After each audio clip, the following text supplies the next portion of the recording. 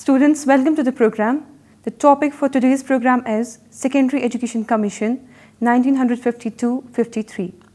Objectives set for today's program are to get acquainted with the cause of appointing the Secondary Education Commission.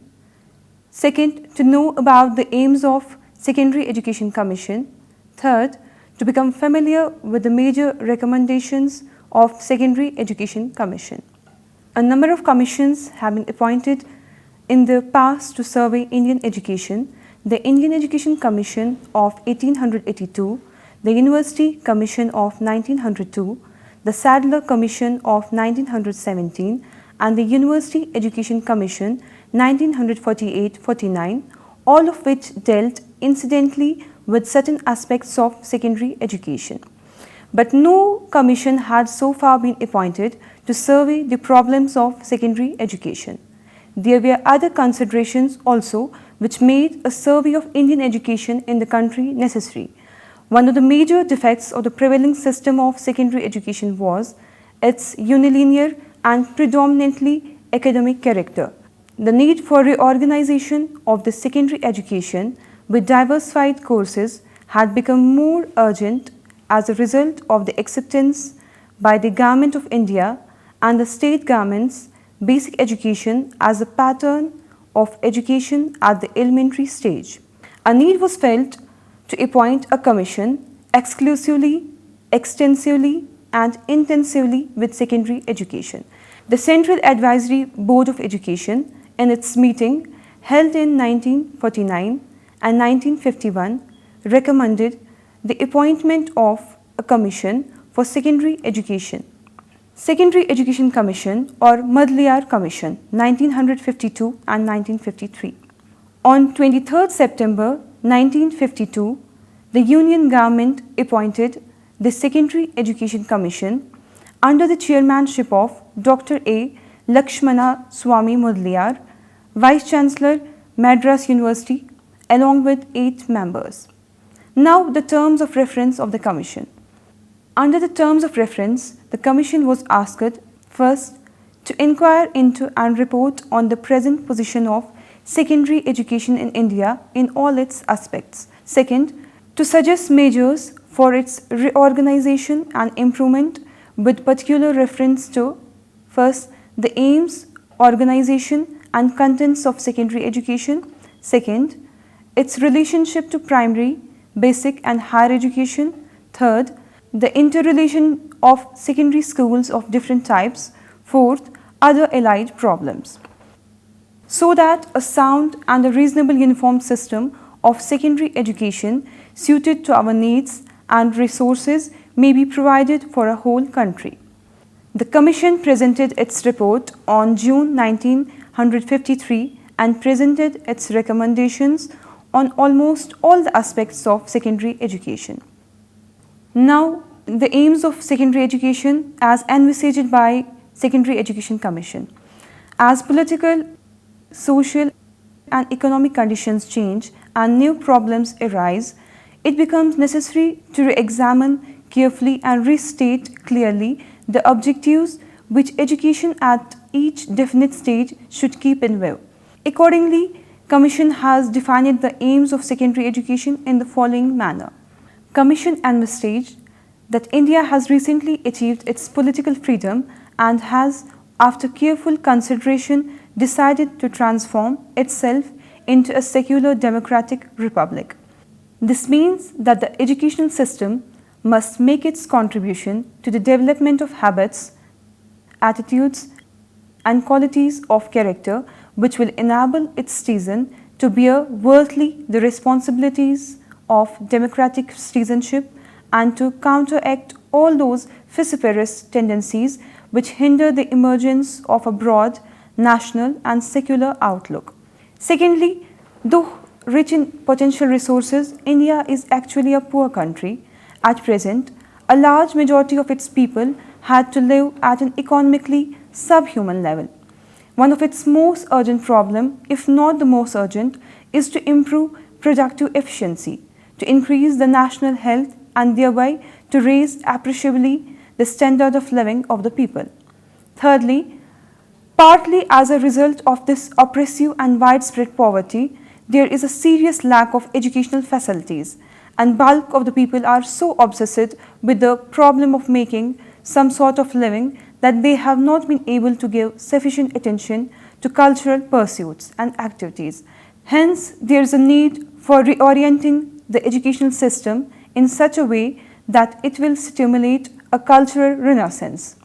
It's clear that we shall have to formulate our aims with reference to these broad categories: the training of character to fit the students to participate creatively as citizens in the emerging democratic social order, the improvement of their practical and vocational efficiency so that they may play their part in building up the economic prosperity of the country, and the development of their literary, artistic and cultural interests, which are necessary for self-expression and for the full development of the human personality, without which a living national culture cannot come into being. Role of education in developing democratic citizenship. Citizenship in a democracy is a very exacting and challenging responsibility for which every citizen has to be carefully trained. It involves many intellectual, social and moral qualities which cannot be expected to grow of their own. The secondary education, which would be the end of all the formal education for the majority of the citizens, must assume the responsibility of providing the necessary training for this purpose. The first requisite in this connection is to develop the capacity for clear thinking and receptivity to new ideas. Closely allied to clarity of thoughts is clearness in speech and in writing. To be able to make one's influence felt and to assist in the formulation of healthy public opinion, an educated person should be able to express himself clearly both in speech and writing. No education is worth the name which does not inculcate the qualities necessary for living graciously, harmoniously and efficiently with one's fellow men. Among the qualities which should be cultivated for this purpose are discipline, cooperation, social sensitiveness and tolerance. Each one of them had its own special part to play in the humanizing and socializing of the personality. Now, second aim is improvement of vocational efficiency. According to the Commission, the issue of concern for the secondary education is to increase the productivity of technical and vocational efficiency of our students. Students must acquire a yearning for perfection and learn to make pride in doing everything as thoroughly as they can. Likewise, teachers should learn to reject firmly but with sympathy all work that is half-hearted or slipshod or casual. Side by side with the development of this attitude, there is a need to promote technical skills and efficiency at all stages of education so as to promote trained and efficient personnel to work out schemes of industrial and technological advancement. Third aim is development of personality. The third main function of secondary education is to release the source of creative energy in the students so that they may be able to appreciate their cultural heritage, to cultivate rich interests which they can pursue in their leisure and so contribute in later life to the development of this heritage. In the past, our schools have left whole areas of their pupil personality untouched and unquestioned, their emotional life, their social impulses, their constructive talents and their artistic tastes. Fourth aim is education for leadership. A democracy cannot function successfully unless all the people, not merely a particular section, are trained for discharging their responsibilities, and this involves training in discipline as well as leadership. The primary or basic school which inculcate in all capacity for disciplined work, while the university will train leadership at the highest level in different walks of life. The special function of the secondary school in this context is to train persons which will be able to assume the responsibility of leadership in the social, political, industrial or cultural fields in their own small groups or community or locality. Now the major recommendations given by the Madhuliyar Commission. First recommendation is duration of secondary education.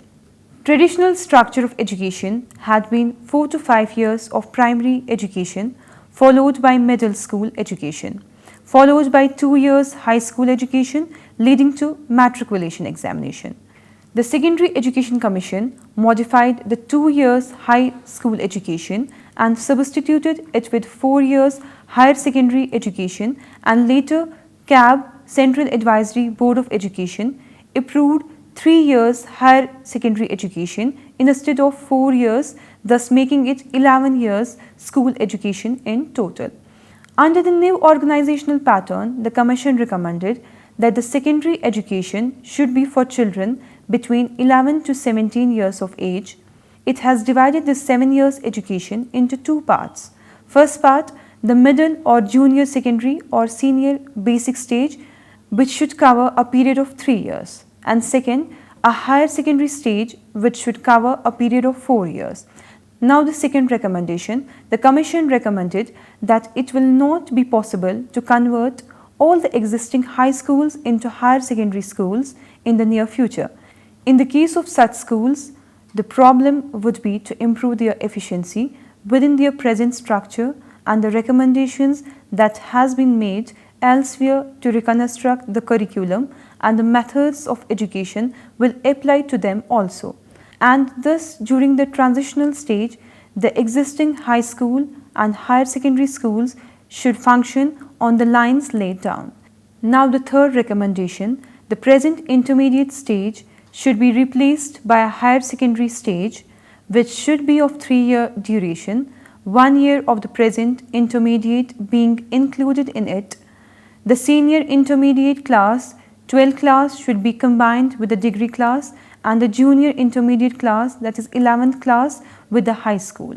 Now the fourth recommendation, as a consequence of preceding recommendation, the Commission recommended that the introduction of degree course in university to be of 3 years duration. Fifth recommendation, for those who pass out the high school, there should be a provision of pre-university course of 1 year. Then the sixth recommendation, technical and vocational education. The Commission recommended that majority of students will take up some vocational pursuits and in due course achieve a reasonable degree of competence in it, either through practice and experience or through apprenticeship training. But there would be many who would like and would be in a position to pursue higher studies. For such students, polytechnics or technological institutions should be available, where technical courses covering 2 or more years should be provided. Then seventh recommendation, need for diversification of courses. The Commission recommended that secondary schools should no longer be single-track institutions, but should offer a diversity of educational programs calculated to meet varied aptitudes, interests and talents which come into prominence towards the end of the period of compulsory education. They should provide more comprehensive course which would include both general and vocational subjects, and pupils should have an opportunity to choose from them according to their needs. It is necessary to point out clearly that this diversification of course and the introduction of many practical subjects at the secondary stage does not mean that something called general or cultural education is to be provided for one group of students, while others are to be given a narrow practical or vocational or technical education. The whole modern approach to the question is based on the insight that the intellectual and cultural development of the different individuals take place best through a variety of media, that the book or the study of traditional academic subject is not the only door to the education of the personality, and that in the case of many, perhaps the majority of children, practical work organized can unlock their latent energies much more successfully than the traditional subjects which address themselves only to the mind, or worse still, the memory. Now the eighth recommendation, multilateral and multipurpose schools. As per the Secondary Education Commission, these schools should be established to provide varied types of courses for students with diverse aims, interests, and abilities. Its endeavor to provide for each individual pupil suitable opportunity to use and develop his natural aptitude and inclination in the special course of studies chosen by him. The main advantages claimed for it are: first, it removes all invidious distinctions between students preparing for different courses of studies, breaking down the sense of inferiority that is associated with vocational subjects, and make it possible to plan the education system on a truly democratic basis. It provides a greater variety of educational media and thereby facilitates proper educational guidance in the choice of studies. Third, it helps to solve the problems of the wrongly classified pupil because transfer within the same school is easier to arrange than transfer from one school to another. Now the next recommendation, agriculture education in secondary schools. The Commission made special reference to teaching of agriculture at secondary school stage. Agriculture is the most important industry of the country, providing employment for over 75% of the population and forming the main occupation in the rural areas. The need, therefore, to educate the youth of the country to a proper appreciation of the role that agriculture plays in the national economy must be stressed in all schools. In view of its basic importance, the Commission recommended that all states should provide much greater opportunities for agricultural education in rural schools so that more students may take to it and adopt it as a vocation. With agriculture, two other allied subjects should be closely integrated: horticulture and animal husbandry. Now the next recommendation, management of schools. The managing board of all the schools should be registered and should consist of a limited number of persons with the headmaster as an ex officio member. No member of the managing board should directly or indirectly interfere with the internal administration of the schools. Next recommendation, school building and equipment. The open space available in the cities must be conserved to be utilized as a playground by the group of schools. And normally in designing for schools, care should be taken to see that an area of not less than 10 square feet is provided per student in the classroom. The optimum number of boys to be admitted to any class should be 30 and the maximum should not in any case exceed 40. The optimum number in the whole school should be 500 while the maximum should not exceed 750. Next recommendation is hours of working and vacations.